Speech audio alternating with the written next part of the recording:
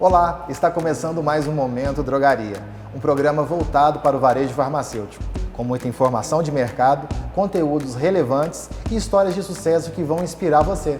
Seja muito bem-vindo!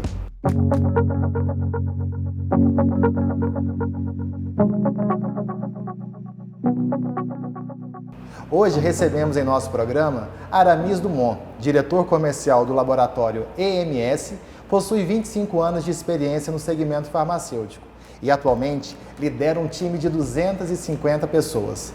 Aramis, seja bem-vindo ao Momento Drogaria, é um grande prazer recebê-lo aqui hoje. João, muito obrigado por estar participando deste momento tão especial.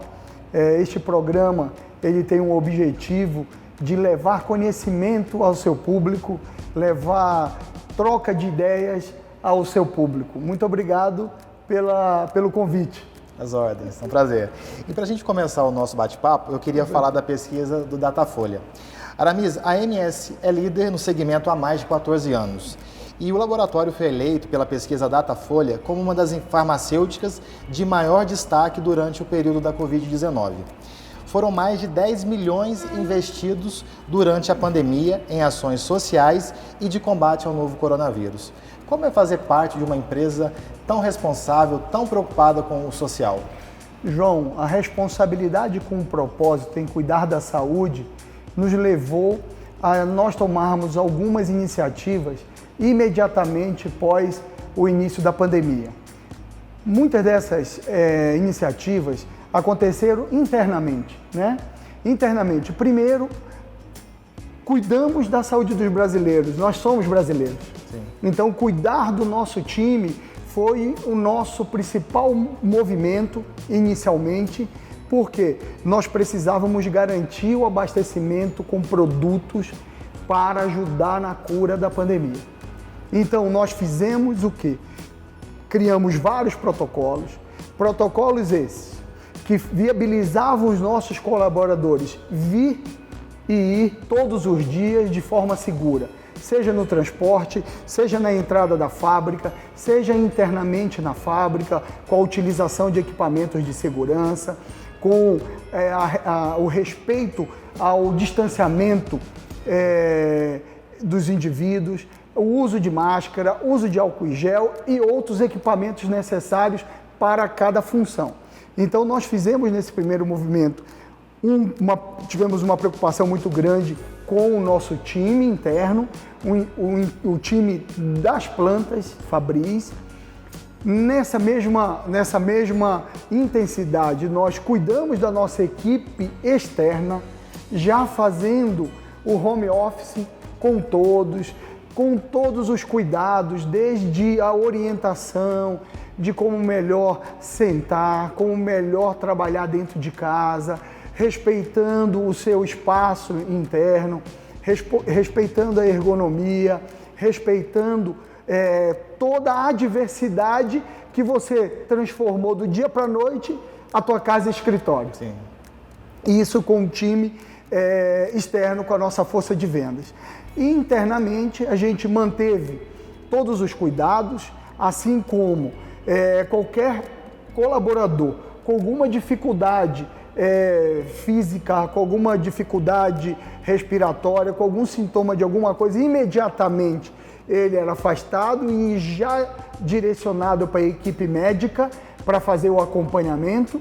Então, esses foram uns cuidados que, de fato, transformaram a nossa rotina mais segura internamente, na nossa área fabril. Um outro ponto importante, nós também acreditamos que neste momento de isolamento, as pessoas precisavam de alguma alegria, de alguma comunicação que levasse o bem para elas. Então investimos em algumas lives musicais para levar um pouco mais de alegria para os lares.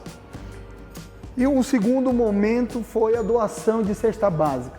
Então a gente acreditou também que para se cuidar, a gente precisa ter uma boa alimentação. Sim. Então todo o nosso investimento dos acionistas do Grupo NC, da EMS Farmacêutica, foi de conceder esses benefícios como uma forma de cooperar com este momento de pandemia. Maravilha, Aramis.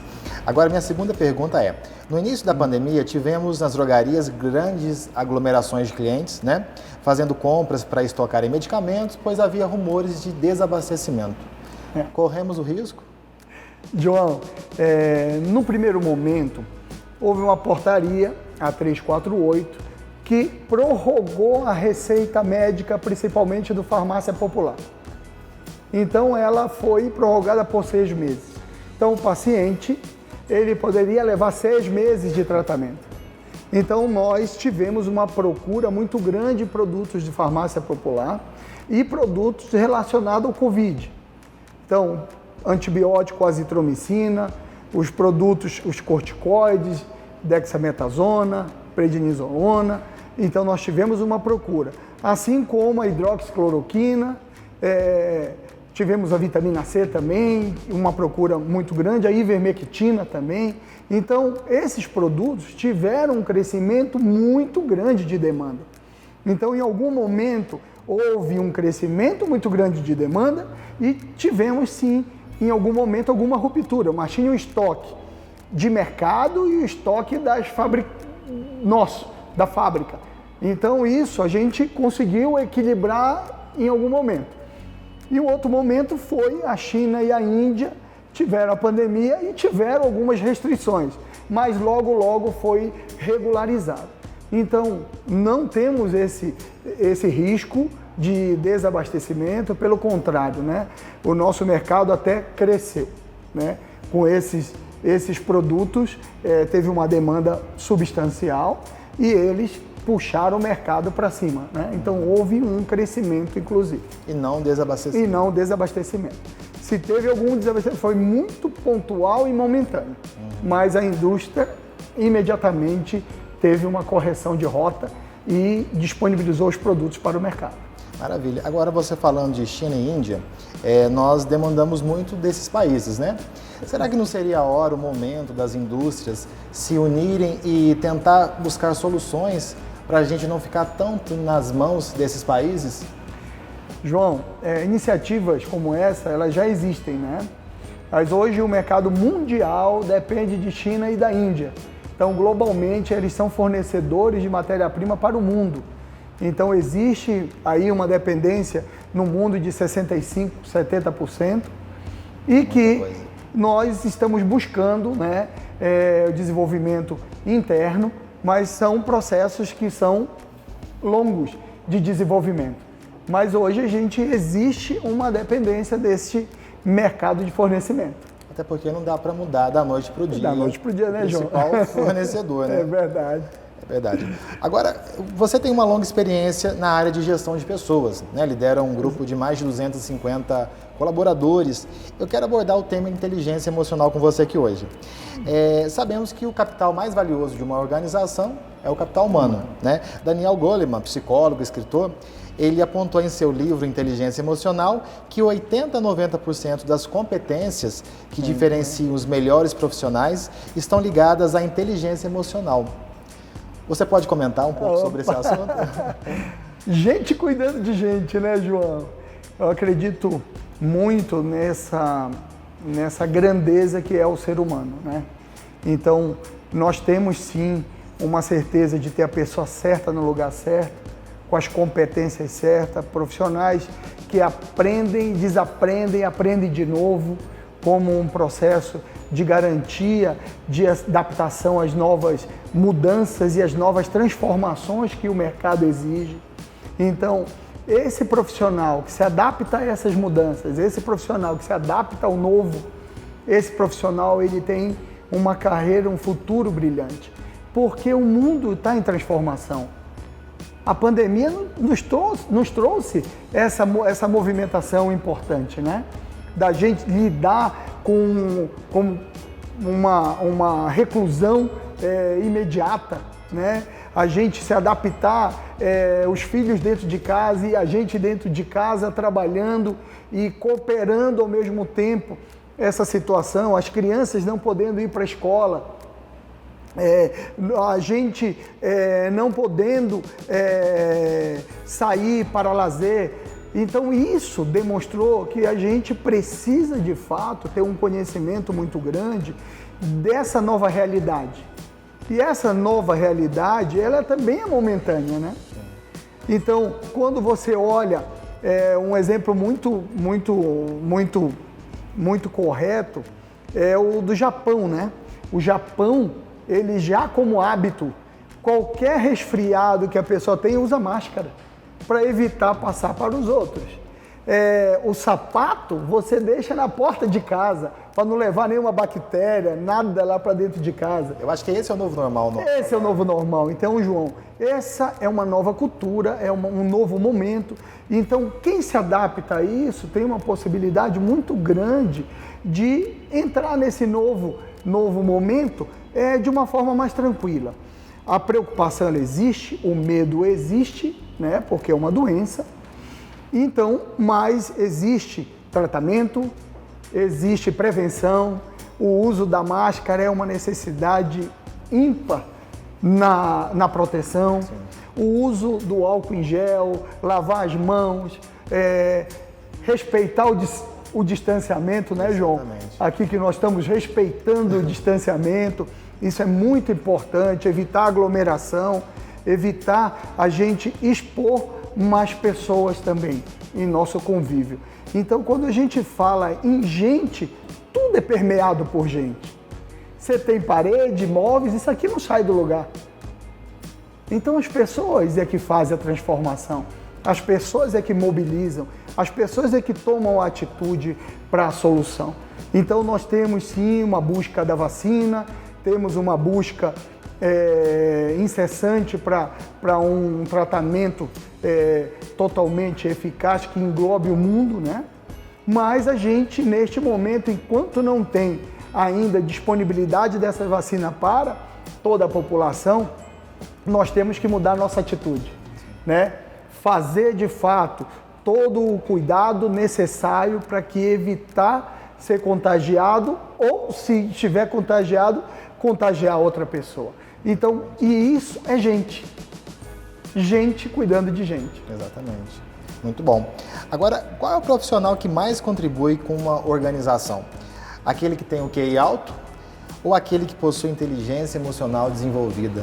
E inteligência emocional a gente desenvolve no trajeto da nossa vida ou a gente já nasce com inteligência emocional?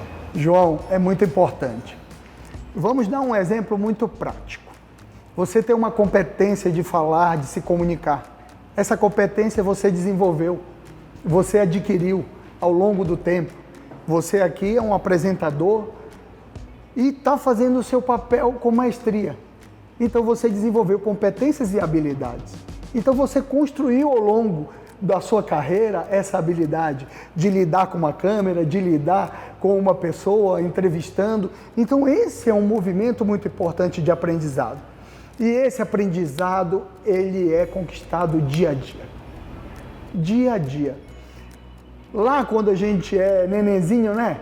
A gente não chora para mamar, sim, né? Porque está com fome, a gente não sabe falar, então tem que chorar. Então essa é uma adaptação.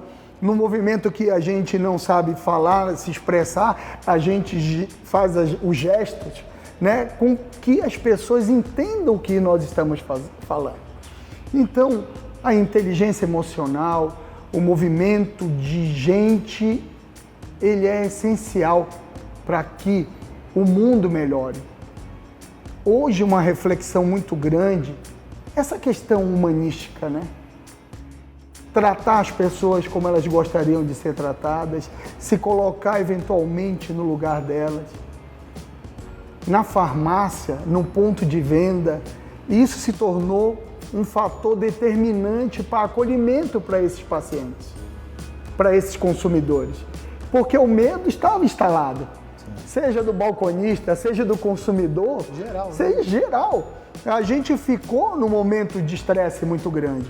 E com isso, mostrou num olhar carinhoso, mesmo à distância, de uma atenção em saber ouvir, se colocar no lugar do outro, buscar uma solução para aquele momento, isso é transformador. E isso, de fato, é gente cuidando de gente. Então, esse aí é o convite, né? a gente ter essa verdadeira intenção em fazer o melhor para o próximo, cuidar do próximo e cuidar de si mesmo.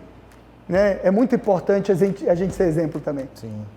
Aramis, houve um aumento de consumo nos psicofármacos durante a pandemia. Na sua avaliação, essa realidade será revertida após o final da crise sanitária? João, neste momento, quando tudo é novo, quando a gente fica refém em casa, sem estar preparado, sem ter se programado para isso, causa ansiedade, causa insônia, causa pensamentos que nós não estávamos na nossa rotina, não estávamos habituados com essa rotina. Então, neste momento, quando foi proibido isso, proibido aquilo, o único ponto de varejo, fora o alimentar, que estava permitido a gente frequentar era a farmácia, onde serviu de ponto de referência para a gente. Saía só na farmácia e voltava para casa. Tanto que teve um fortalecimento muito grande das farmácias de bairro para esse atendimento dessa solução, né? Porque quanto menos tempo eu estou exposto, melhor eu me cuidar, né? Então, quando você se refere a esse movimento, nós já temos certeza, se a gente não se cuidar, nós vamos pegá-lo. Então, nós precisamos ter essa consciência. Então, nós já tivemos essa consciência. Se precisa mais, e a gente toda hora depara com isso, em alguns lugares que as pessoas não respeitam, se expõem. Então, isso é um novo aprendizado.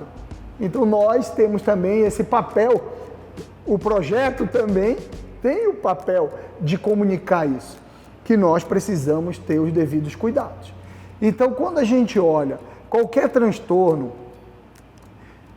que envolva a emoção, ele requer essa autoconsciência, né?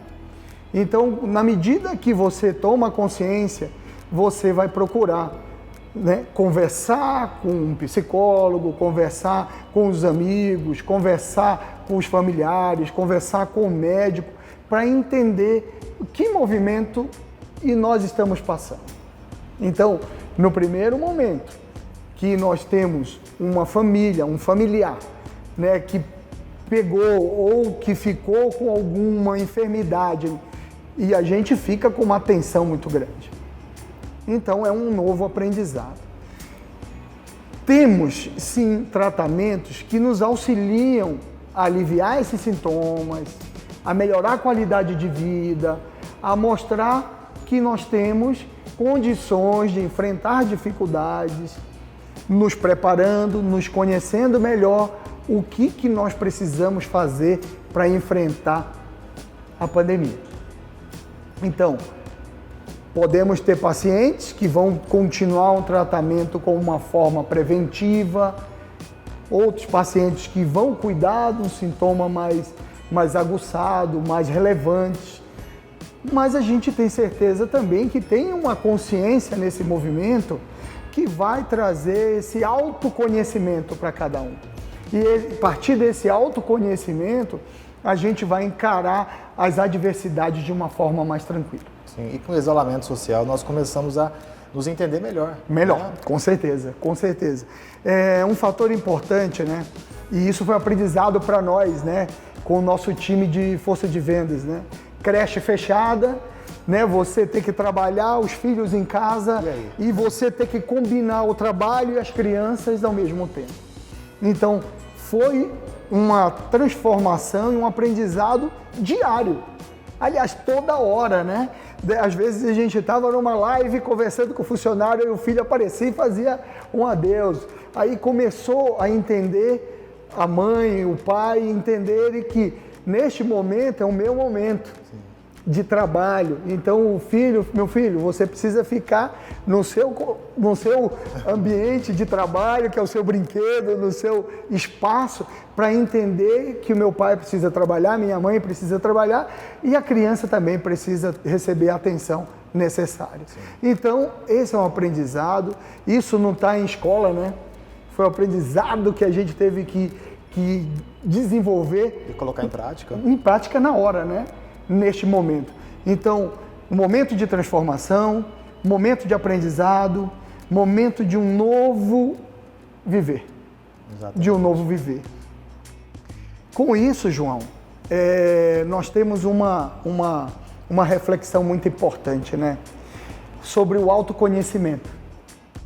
Então, é muito importante a gente se autoconhecer, né? Eu sou ansioso, de natureza, né? Então, eu vou atrás, eu busco, enquanto eu não resolvo, eu tenho mas nós vamos chegar lá de qualquer jeito.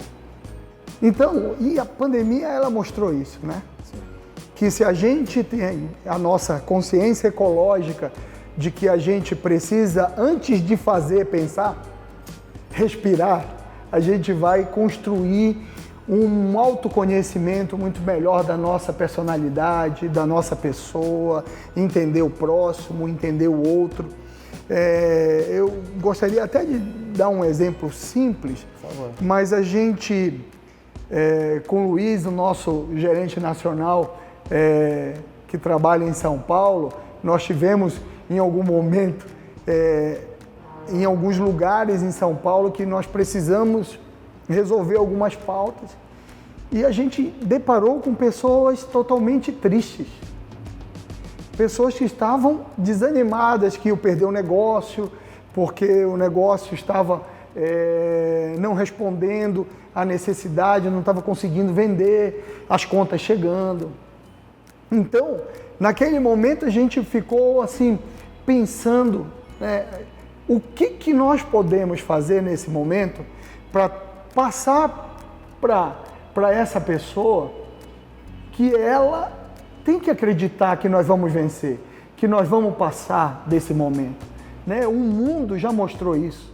Já nós tivemos várias pandemias aí no mundo inteiro. Então, a Segunda Guerra Mundial, nós já passamos por crises muito fortes. E que tudo passa. E a gente precisa ter a consciência, a resiliência, né?